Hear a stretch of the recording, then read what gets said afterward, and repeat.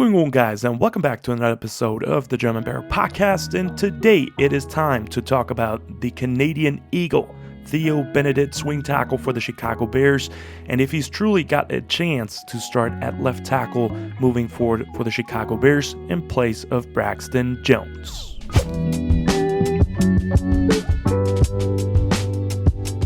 Theo Benedet, the man, the swing tackle for the Chicago Bears, had a big-time opportunity in Week 4 against the Las Vegas Raiders, taking over for Braxton Jones, who got benched and had 40 snaps at left tackle to finish out the game after he started at right tackle for the Chicago Bears in that game. But then Ben Johnson decided it's time for a change, pulled off Braxton Jones, moved Theo Benedet to left, and put in rookie Ozzie Trapillo to the right tackle spot. And today I want to take you guys with me on a deep dive into the All-22 for his left tackle reps. And we're going to find out the questions for today's video. How did Theo Benedet actually look in the All-22? And am I personally confident? And will he start in Week 6? That's what we're going to do today. Now, before we want to do that real quick for his stats, and we're comparing it a little bit to Braxton Jones to give more depth behind his performance and Braxton Jones's performance. Theo Benedet played 68 snaps overall, 40 at left tackle, 28 at right tackle, and Braxton Jones had 28 snaps at left tackle. Now, if we're going into the pressures for the stats, Theo Benedet allowed 3 pressures, all of them were hurries, and allowed them on 41 pressure opportunities. Compared to Braxton Jones, he had 2 pressures allowed, so 1 less, all of them also hurries, but in 17 opportunities. So much less opportunities, and he gave up 2 pressures, which is not a good sign. And if you compare that real quick to Braxton Jones's performance last year, it's a real issue in my opinion, and it's a little bit scary because so far he's had a fourth of his opportunities, pressure opportunities, compared to last year, obviously a full season or almost a full season until he's gotten hurt, and he's already allowed more than half of the pressures that he had all of last year. So far this season, he allowed 15 pressures, last year 26 pressures, but like I said, once again, on a fourth of those opportunities that he had last year. So he's not looking good, man, and it is time for a change in my opinion. You got to know what you're having moving forward, not just for 2025, but 2026 and moving forward. So the question today is Theo Benedet the answer? So with that being said, let's not waste any more time. Let's find out and take a deep dive into his All-22 film.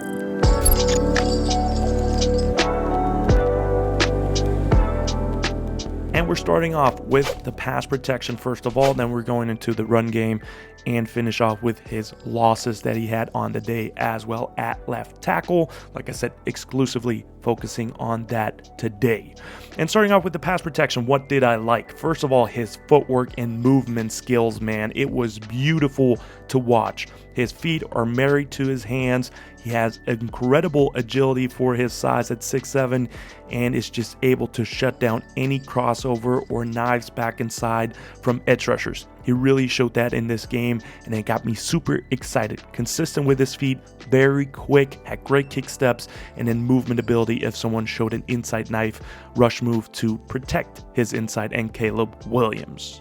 Now, if we want to get into a couple of examples, there's 2 that I want to talk about today. There's one against Tyree Wilson, where he is on a true dropback here, and he has a great protection possibility here, or a great possibility to show out on tape, and he does so as Tyree Wilson, former first-round pick for the Raiders, tries a crossover move, so he fakes a knife back inside to back going out.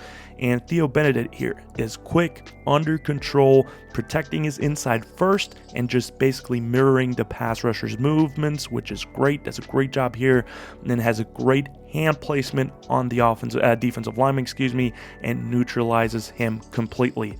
Love it. Great rep right here. And then quickly moving on, another one against Tyree Wilson, showing off his footwork, as Wilson loves that crossover inside out move here. And the Bears are running a play action quarterback power read protection, which is, first of all, a great call by Ben Johnson. It's a creative way to basically getting Joe Thuney, your best lineman, on their best defender with Max Crosby. So you're going power read for the quarterback and protect that way, blocking the power for Caleb Williams. So great scheme here. just as a keynote on the side. And then Theo Benedet on the other end, once again, under control. Same move by Wilson, like I said, quick feed with a good base, great hand placement on the exposed chest by Tyree Wilson, and then just completely dominates that rep and gives Caleb a ton of time back there, who then has to scramble. But I loved this rep by Theo Benedet once again. Now, the next point I want to make next to the footwork is also his anchor. That's one of the biggest issues of Braxton Jones' game. He cannot defend the bull rush. And I think Theo Benedet did a pretty good job at left tackle, displayed some good core strength and the ability to drop, lock, and anchor a defensive lineman. There's one example against Malcolm Koonce, one of the better pass rushers on the Raiders roster, really underrated guy, wish we had him. And he uses speed to power here on this rep. And like I said, that's Braxton Jones' biggest struggle. And here, Theo Benedet with good feet, once again, just a dogfight in the trenches here, and does well enough to give Caleb Williams time to release that football. So I liked his anchor in this game, showed out that ability as well. And then the last pass pro ability that we want to look at, I really did like his hands. Not always perfect, as we'll see later in his losses, but some great reps showing good hand placement. And there's one amazing example I want to take a deep dive into a little bit, as he is facing Max Crosby here in that situation late in the game on that scoring drive for the Chicago Bears against the Batman, Max Crosby. Insane player. He was so damn good. But I love this rep by Theo Benedet, winning against him here, and it's an incredible detailed rep here. And here's the details. As you can see, Theo Benedet is dropping back with his kick steps and then baits Max Crosby to make his first move by shooting his hands early but not engaging.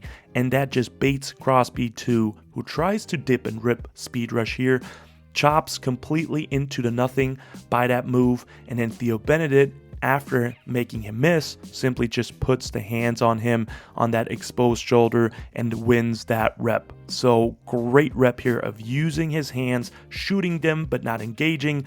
Just like I said, baiting him into making the first move and then engaging after he whiffs on Theo Benedet, the Canadian Eagle, with an elite rep against one of the best pass rushers in the NFL. A big moment, last drive, you got to score against one of the best.